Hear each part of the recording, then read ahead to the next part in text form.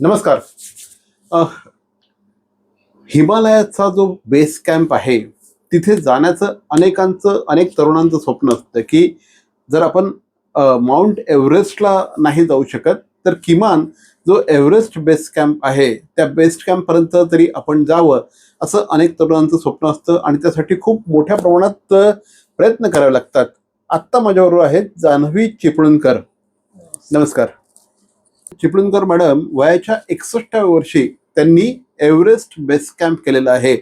म्हणजे अनेक तरुणांना सुद्धा जिथे जाताना ते 100 वेळेस विचार करतात. अनेक ट्रेकर्सचं जे स्वप्न असतं, हे स्वप्न त्यांनी आपल्या वयाच्या 61व्या वर्षी साकार केलेलं आहे. आणि ह्या वयामध्ये ईबीसी करणं म्हणजे ज्यांनी तो अमिताभचा अ, अ, ऊंचाई पिक्चर बघितला असेल, त्यांना त्याची जाणीव असेल की किती टफ आहे हा सगळा विषय. आणि जान्हवी मॅडमने वयाच्या 61व्या वर्षी तिथपर्यंत जाण्याची मानसिक तयारी केली, शारीरिक तयारी केली आणि त्यातून त्यांनी नुकतंच म्हणजे अगदी 1 महिन्यापूर्वीच त्यांनी ईबीसी केलेला आहे, एव्हरेस्ट बेस कॅम्प केलेला आहे. आज आपल्याशी गप्पा मारण्यासाठी जान्हवी चिपळूणकर मॅडम आलेले आहेत. ठाणे महानगरपालिकेमध्ये जवळपास 36 वर्ष त्यांनी काम केलेलं आहे आणि ट्रेकिंग ही त्यांची आवड आहे. अनेक चांगले चांगले ट्रेक त्यांनी केलेले आहेत. कैलाश मानसरोवर केलेलं आहे, अन्नपूर्णा केलेलं आहे असे. आणि आता त्यांना ग्रेट लेक्स ऑफ हिमालय करायचं आहे. काश्मीर, ग्रेट लेक्स ऑफ काश्मीर त्यांना करायचं आहे. तर जान्हवी मॅडम, सर्वप्रथम आपलं हार्दिक स्वागत. मला वायबीसीला जाताना सुद्धा मी 10 वेळेस विचार करतो. वायबीसी म्हणजे तुम्ही मला हे विचारलं पाहिजे, वायबीसी म्हणजे काय? Yeoor base camp. वायबीसीला जाताना सुद्धा आम्ही 10 वेळेस विचार करतो. तुम्ही ईबीसी केलेलं आहे. कधी वाटलं की आपण हा एवढा अवघड ट्रेक करायला पाहिजे आणि ते सुद्धा ह्या वयामध्ये आपण करू शकतो, ही अ, इच्छाशक्ती कधी निर्माण झाली? आणि हे तुम्हाला कधी वाटलं की yes I can do it? मुळामध्ये मला ट्रेकिंगची आवड पहिल्यापासूनच होती. निसर्ग, गड किल्ले बघायचे किंवा भटकंती ही आवड पहिल्यापासून होती. त्यामुळे मी ह्याची ट्रेकिंग मधनं सुरुवात झाली माझी. आणि ट्रेकिंग करत असताना असे बरेच आपल्याला लोक भेटतात वेगवेगळे, की ज्यांच्याकडे अशी खूप माहिती असते किंवा त्यांनी वेगवेगळे ट्रेक्स केलेले असतात. त्याच्यातनं ही अशी माहिती मिळत राहते आणि त्यावेळेला कुठेतरी मनामध्ये आपल्या ते असतं की हा आपल्याला पण हे पुढे करायचा आहे, हा असा एखादा ट्रेक वगैरे. पण ते नोकरी करत असताना एवढे मोठे मोठे ट्रेक्स जमत नाहीत तेवढे. आता रिटायर्ड नंतर मग मी तो विचार केला आणि 3 वर्ष झाली मला रिटायर्ड होऊन. मी त्याच्यासाठी तयारी करून मग मी ईबीसीला जायचं ठरवलं. ते लोक जनरली रिटायरमेंट नंतर चारधाम, काशी प्रयाग, त्याच्यानंतर आणखी हे जे काही तीर्थस्थानं असतात त्याचा विचार करत असतात. आणि तुम्ही रिटायर झाल्यानंतरच तुम्ही हे सगळे भारतातले जे मोठे मोठे ट्रेक्स आहेत हे करायला तुम्ही सुरुवात केलेली आहे. अशी काय उर्मी होती की हे सगळे तीर्थस्थानं न करता ट्रेक्स करावे? ही आधीपासून आवड होती तुम्हाला? आधीपासून मुळात निसर्गात जायची आवड आहे. आणि हे अशी गर्दीची ठिकाणं जिथे देवळं मंदिरांमध्ये खूप गर्दी असते, लाईन लावून देवाचं दर्शन मिळतं, त्याच्यापेक्षा मला गड किल्ल्यांवरची जी मंदिरं असतात ती जास्त भावतात. तिथे जाऊन शांतपणे बसायला वगैरे आवडतं मनापासून. प्रचंड शांतता असते, खूप शांतता असते. म्हणजे मी मोस्टली ही गर्दीची ठिकाणं टाळते आणि अशाच ठिकाणी जाते. क्या बात आहे. असं कुठलं एखादं आहे का की तुम्ही एखादा ट्रेक केला, तिथे खूप सुंदर मंदिर होतं आणि त्या मंदिरामध्ये गेल्यानंतर एवढं प्रसन्न वाटलं? कारण देव हा निसर्गातच आहे ना.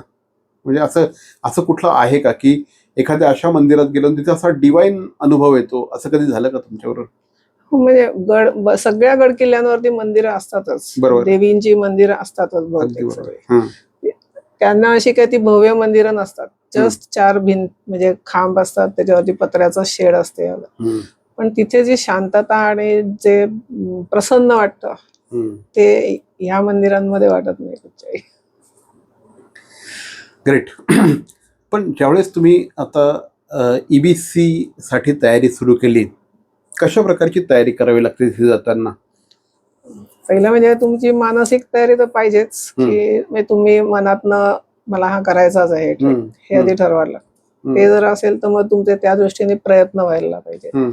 मग शारीरिक फिटनेससाठी वॉकिंग करायला पाहिजे रेग्युलर, म्हणजे 5 ते 7 किलोमीटर वगैरे असं. अगदी रोज नाही झालं तरी आठवड्यातनं 2-3 दिवस तरी करायला पाहिजे.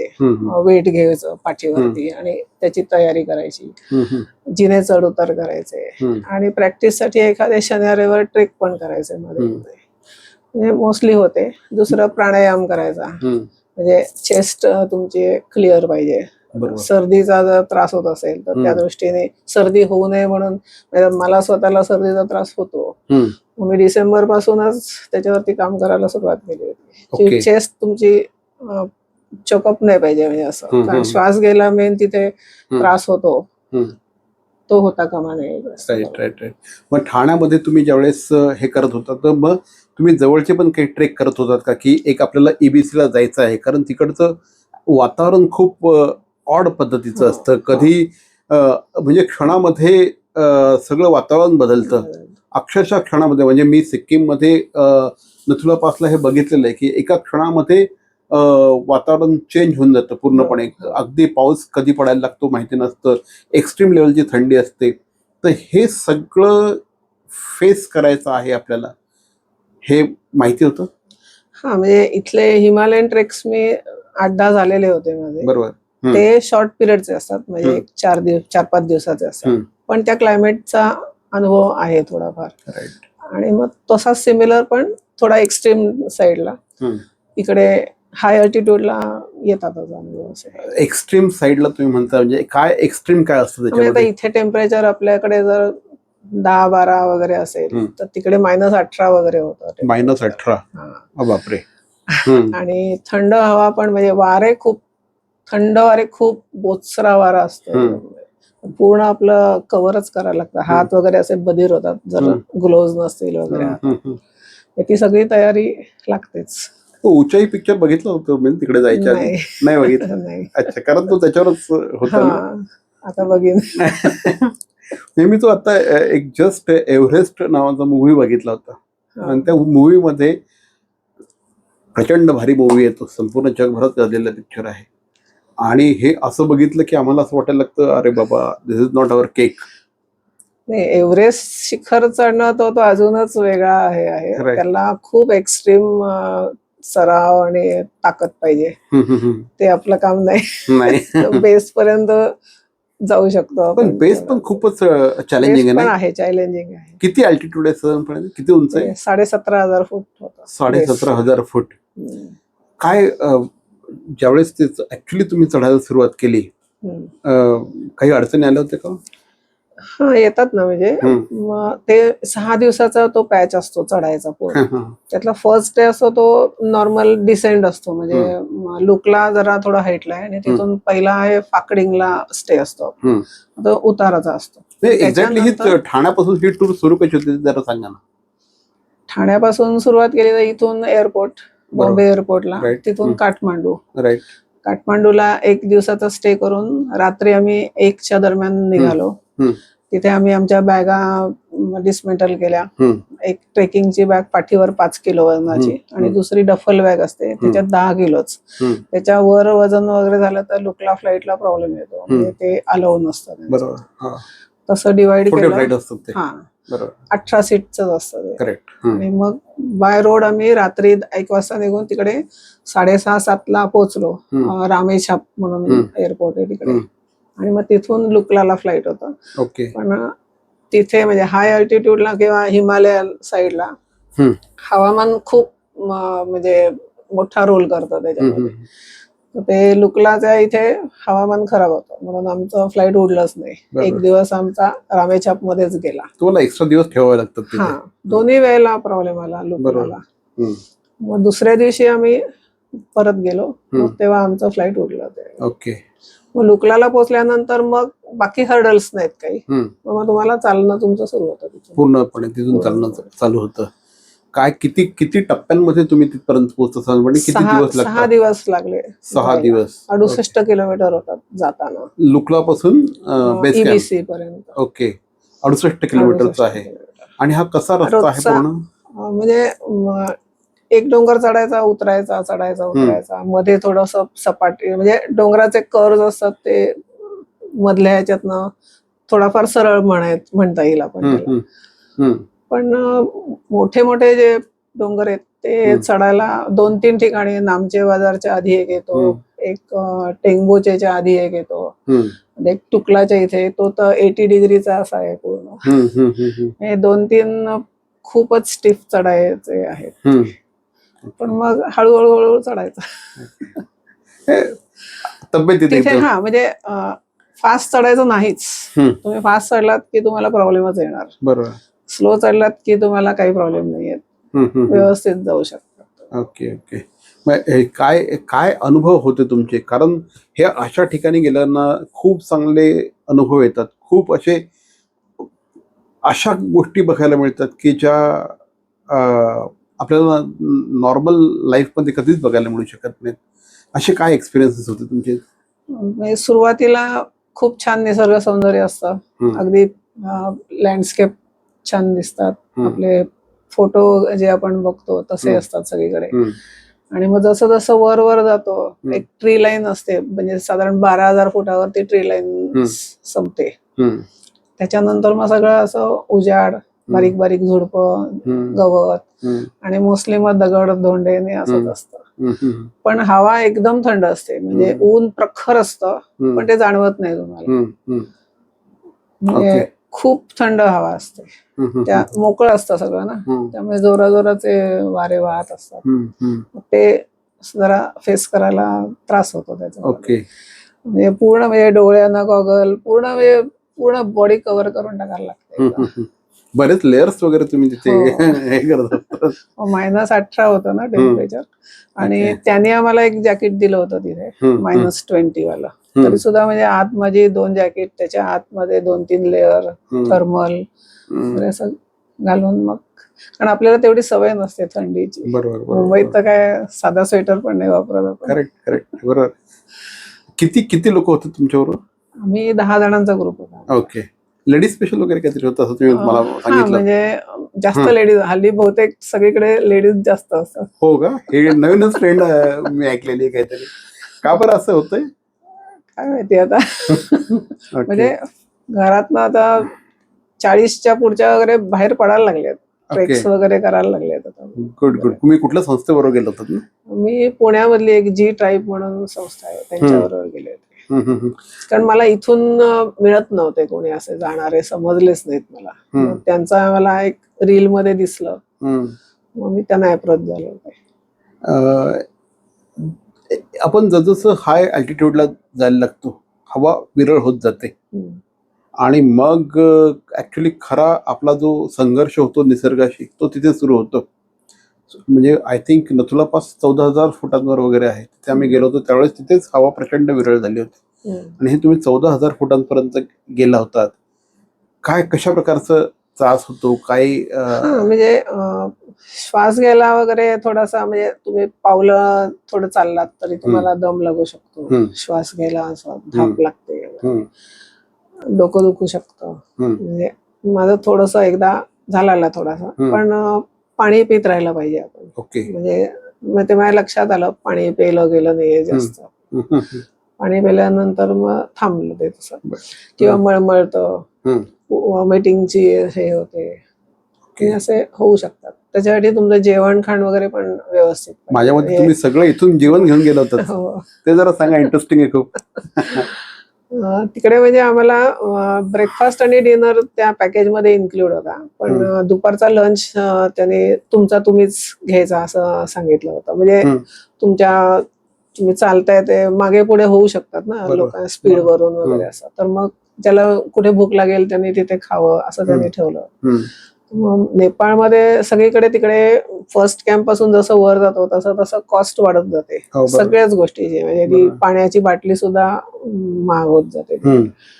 मग मी म्हणजे असं इथून ठरवलं की आपलं आपल्या ज्या पुरणपोळी, तेलपोळी, गुळपोळी वगैरे जे असतात हम्म, ते घेऊन गेलो आपण. हम्म, तर आपण बऱ्यापैकी दुपारचा आपला आपण खाऊ शकतो हम्म.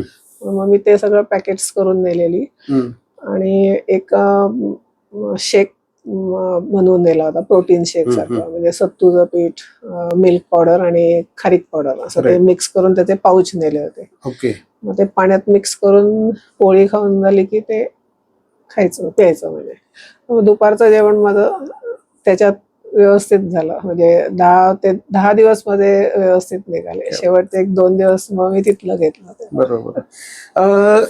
हे सगळं करत असताना कुटुंबाचं जे पाठबळ असतं ते खूप महत्वाचं असतं. हो. त्यावेळेस तुम्ही ठरवलं की मला एबीसीला जायचं आहे, तुमच्या कुटुंबाची काय प्रतिक्रिया होती? कुटुंबाचा म्हणजे पहिल्यापासून सपोर्ट तर होताच. हं. म्हणजे मी ट्रेक सुरुवात केली तेव्हापासून सगळ्यांचा सपोर्ट होता. हम्म, आणि आता हा जो ईबीसी वगैरे केला वगैरे ते म्हणजे तब्येत सांभाळ आणि कर तुला काय करायचं ते असं. म्हणजे तुमच्या जावयाने भारी प्रतिक्रिया दिली होती. Anyway, let's not go into that. असं असतं ना की प्रत्येक ट्रेक आपल्याला काहीतरी देऊन जात असतो, निसर्ग आपल्याला काहीतरी देऊन जात असतो, अनुभव देऊन जात असतो. कुठला असा सर्वोच्च क्षण होता? ऑफकोर्स तिथे तुम्ही पोहोचल्यानंतर तर तो हो, तो तर आहेच. ईबीसी समिट झाल्याचा आनंद एक्झॅक्टली काय वाटलं होतं त्यावेळेस तिथे पोहोचल्यानंतर? एकदम भरून आलं. म्हणजे तुमच्या डोळे मला तर दिसतंय ते. डोळ्यातच म्हणजे असं हे झालं की हं. काही बोलताच येणार. हं, म्हणजे आपण एवढ्या दिवसापासून जे प्रयत्न करतोय हं. ते सक्सेस झाला, बरोबर, ही अचिव्हमेंटच खूप होती. करेक्ट आहे. आणि दुसरा ते लुकलाचं जे फ्लाईट आहे, आपण फ्लाईट मधून खिडकीमध्ये म्हणजे जागा पकडायचा हे घ्यायचा आपला. आणि खालती मस्त आपण डोंगरदरांच्या असं वरून पक्ष्यासारखं असं सगळं बघत बघत तो एक भारी अनुभव आहे. भारी अनुभव असतो. क्या बात आहे. पण एखाद्या ट्रेक मध्ये आता अदर दॅन समिट तुम्हाला असं काहीतरी अनुभव होता का की तो आयुष्यभर लक्षात राहील? अदर दॅन समिट म्हणजे 2 वेळेला रात्रीचा स्नोफॉल झालेला आम्हाला. म्हणजे आता एवढं दमल्यानंतर तर झोप लागलीच. सकाळी जेव्हा उठलो तेव्हा एकदम चीन ट्रान्सफर होता. सगळीकडे पांढरं पांढरं झालेलं होतं. आणि थंडी म्हणजे आधी आपण ह्याच्यात स्लीपिंग बॅग आणि ह्याच्यात असतो त्यामुळे ती जाणवत नाही. पण बाहेर आल्यानंतर एकदम प्रचंड थंडी. म्हणजे तिथलं जे लाईफ आहे लोकांचं ते किती हार्ड असेल. लोक राहतात तिथे? हा, म्हणजे आता तर ह्या सीझनला तर राहतातच ना. त्यांचं सगळं हे त्याच्यावरतीच आहे ना, इकॉनॉमी ट्रेकिंगच्या आणि याच्यावरतीच आहे तिथल्या लोकांचे सगळे. असं म्हटलं जातं ना की अनुभव हा सगळ्यात मोठा गुरु असतो. आणि ज्यावेळेस आपण अशा पद्धतीने फिरायला लागतो, जगाचा अनुभव घ्यायला लागतो, निसर्गाच्या जवळ जातो, त्यावेळेस निसर्ग खूप काही शिकवत असतो. ईबीसी केल्यानंतर म्हणजे अनेकांचं म्हणजे स्वप्न असतं की मला ते करायचं आहे. हे पूर्ण केल्यानंतर आयुष्याकडे बघायचा दृष्टिकोन काय तुमचा? काही बदलला का? हा, म्हणजे आता एक थोडासा अजून कॉन्फिडन्स वाढला. म्हणजे फिटनेस जर मी ठेवला असाच तर मी अजून खूप काही काही माझ्या मनात आहे ते करू शकते मी अजून. काय करायचंय? अजून भरपूर ट्रेक्स आहेत. कुठले कुठले? भरपूर आहेत. आउट ऑफ इंडिया पण आहेत, इंडियातले पण आहेत. अजून हळूहळू जमवायचे. म्हणजे तुम्ही ना अनेक महिलांसाठीच नाही, महिलांसाठी का पुरुषांसाठी सुद्धा तुम्ही ऍक्च्युली रोल मॉडेल असू शकतात. कारण मी जसं मगाशी म्हटलं त्या पद्धतीने वयाच्या 60 नंतर माणूस त्या सगळ्या गोष्टी अशा थोड्याशा लिजर लाईफ तो बघत असतो. तुम्ही टफ गोष्टींकडे जात आहात. महिलांना काय सांगाल, ज्या महिला आता महिलांनी स्वतःच्या फिटनेसकडे लक्ष देणं कितपत गरजेचं आहे? त्यांनी कशा पद्धतीने फिट राहिलं पाहिजे? तुम्ही कशा पद्धतीने फिट राहतात? कारण मॅडम कोठिंबे म्हणून कर्जत जवळ गाव आहे, तिथे एकट्या राहतात आणि तिथे त्यांनी स्वतःचा मस्तपैकी स्वतःची बाग फुलवलेली आहे. त्या पूर्ण फार्म हाऊसची संपूर्ण देखभाल त्या करत असतात. सकाळी उठल्यापासून रात्री झोपेपर्यंत पूर्ण त्या झाडांबरोबरच असतात त्यांच्या. तर ही जी लाईफस्टाईल आहे, काय सांगाल तुम्ही महिलांना? तुमचा आहार योग्य पाहिजे आणि रात्रीची झोप चांगली घेतली पाहिजे, दुपारची नाही, रात्रीची. रात्रीची. आणि व्यायाम तर पाहिजेच थोडाफार. ते जर 3 गोष्टी केल्यात तर तुम्ही फिट राहू शकता. करेक्ट आहे. आणि फिटनेस असेल तर तुम्हाला जे कोणतीही गोष्ट तुम्ही साध्य करू शकता. काय काय मार्गदर्शन कराल ज्या महिलांना, अनेक महिलांच्या मनामध्ये ही इच्छा असते पण आपण करू शकू की नाही करू शकू, इथपासून त्या गोष्टी सुरू होतात. छोट्या छोट्या ट्रेक्स पासून सुरुवात करायची, मग येतो कॉन्फिडन्स. राईट. तुम्ही पण सगळे छोटे छोटे ट्रिक्स केले होते सुरुवातीला. ओके. पुढचं काय आहे, पुढचा प्लॅन काय आहे? पुढचा आता तेच आउट ऑफ इंडिया आणि इंडियातले जे राहिलेले आहेत, कुठले राहिले? म्हणजे माझे आता तो काश्मीर ग्रेट लेक्स राहिले, इकडे सिक्कीम साईडचे राहिलेत काही ट्रेक्स, ते करायचे. इव्हन नेपाळमध्ये सुद्धा अजून खूप ट्रेक्स आहेत. आता तुम्हाला हेच आवडायला लागले ना? म्हणजे अक्षरशः म्हणजे निसर्गामध्ये तुम्ही ज्यावेळेस जाता त्यावेळेस तो जो डिवाइन एक्सपिरियन्स असतो, तो एक्सपिरियन्सच माणसाला काहीच्या काही बनवून टाकतो. म्हणजे एक ऊर्जा घेऊनच येतो आपण तिकडे गेलो की. करेक्ट आहे. जाता जाता काय सांगाल आमच्या प्रेक्षकांना, विशेषतः महिलांना काय सांगाल, काय त्यांनी काय करायला पाहिजे? आणि तुमची आवड काय आहे ते आधी ओळखा, त्या आवडीनुसार त्याच्यासाठी प्रयत्न करा. आवड असेल तर सवड काढायलाच पाहिजे, होतं मग सगळं. या होत्या जान्हवी चिपळूणकर मॅडम. वयाच्या 61व्या वर्षी त्यांनी एव्हरेस्ट बेस कॅम्प केलेला आहे आणि याच्या पुढेही अनेक असे ट्रेक्स आहेत की जे त्यांना खुणवत आहेत. खूप कमी बोलतात त्या, कारण त्या इंटरव्ह्यूसाठी सुरुवातीला नाहीच म्हणत होत्या, पण त्यांची मुलगी सारिकाही माझी चांगली मैत्रीण आहे. आम्हीच त्यांना हे केलं की तुमचा हा इंटरव्ह्यू कदाचित अनेक महिलांसाठी प्रेरणादायी ठरू शकेल, कारण वयाच्या 61व्या वर्षी EBC करणं हे त्यांनाच माहिती आहे की EBC काय असू शकतं. आमच्याशी बोलत त्याबद्दल धन्यवाद.